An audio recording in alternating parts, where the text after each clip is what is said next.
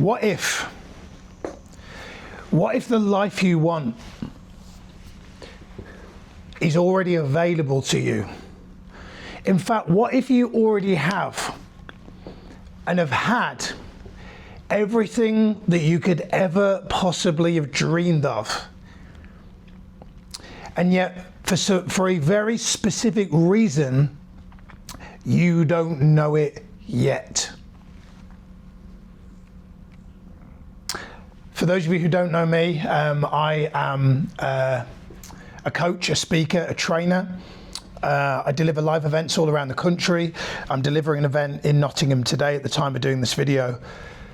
I'm married to my beautiful wife, Sati. We've been together for 11 years. We've been married for 10. We've got 2 beautiful children. I get to do what I dreamed of many years ago when I saw Tony Robbins speak on stage. I'm married to a girl who is beyond unconditionally loving and supportive. I have 2 phenomenal, incredible children. And yet, there is a part of me that still chases approval, still chases validation, still worries about whether random strangers who I'll probably never meet again like me, accept me. This pattern has come, I've spoken on these videos before, and I think I've been very good at intellectualizing these patterns of behavior. In fact, one thing that I believe God blessed me with is the skill of communication.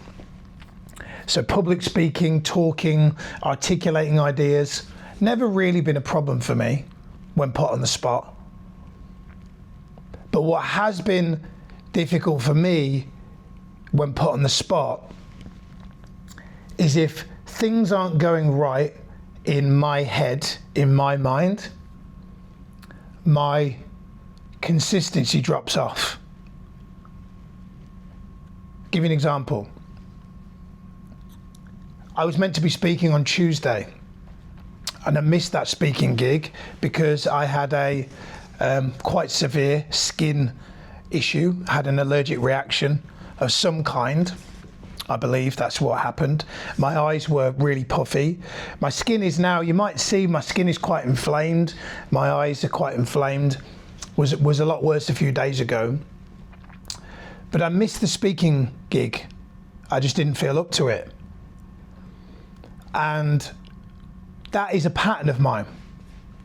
That is a pattern of mine that when things are good, I show up.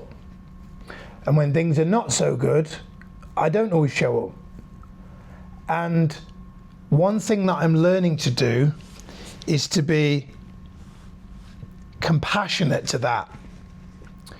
And also learning to see the deeper underlying issue, which is, and this maybe you can relate, what I've come to realize is that, especially if you're a man watching, but not just men, is that I have,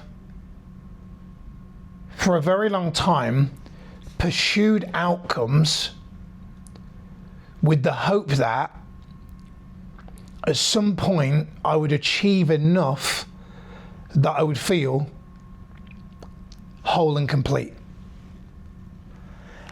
If you're a man who had a upbringing similar to mine, meaning for me, dad wasn't present, mum did all the heavy lifting, 2 for 1 parent. Mum, as a result of her own upbringing, without going into the details of that because it's not my story, probably won't mind me saying, was emotionally dysregulated, because she had to raise me, pay the bills, keep our heads above water just to survive. My mum was in survival for pretty much all of my childhood. So as a result of that, I didn't get the the nurturing and the emotional support that a little boy would need. I didn't have a role model like a boy would need. I didn't have masculine energy the way a boy would need. So as a result, I became and have become a very dysregulated male, where I've had struggle with making decisions, have indecision, fear of making the wrong decision, often worried about what people perceive of me, how people see me, what people think of me, will they like me, won't they like me, all this kind of stuff. Back and forth on different business ideas, different business ventures. Should I do this? Should I do that? And what I've come to learn is, until we regulate our central nervous system, until we do that, I'll explain what that means in a minute, how you do that. If this resonates and you feel like that, you'll always be at the whim of, when I achieve that, I'll be good. When I get that, I'll be good. And I know for me that there is no amount of external things that can make you truly feel enough. Nothing. I have probably done it all in terms of what I wrote down on my vision board 10 years ago. The irony being, at the time of doing this video, I'm in a hotel in Nottingham, and behind me, which you probably can't see, let me open these curtains, right? You probably can't see, you might be able to see, but the angle of the camera, I'm not gonna move it, otherwise it's just gonna break, right? But out of this window, there is a building, and the building over there, which you probably can't see, but just pretend you can, right? On the 5th floor of that building, I ran a call center for a company that I used to work for called CFM for 2 years. I worked for that company for 8 years, right? For 2 years I ran their call center, and at that time, single, always single, never in relationships, and if I was, they were never right. Not married, no kids. And you know, I remember being in that job, listening to CDs of Tony Robbins back then, Jim Rohn, and having this dream, like a dream. I would love to have my own business, be married to a super hot wife, have 2 beautiful kids. I'd love to deliver events like Tony Robbins. Oh my goodness, can you imagine? I'd be in that office dreaming. Here, listen to Tony Robbins, dreaming. Can you imagine? I was married, girl of my dreams, speaking events. Can you imagine? Fast forward 12 years. Here I am, delivering events. Delivered events on behalf of companies that promote Tony Robbins. So that's a different level, right?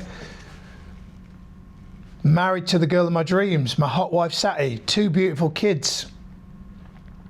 And yet, deep down, still chasing, still striving,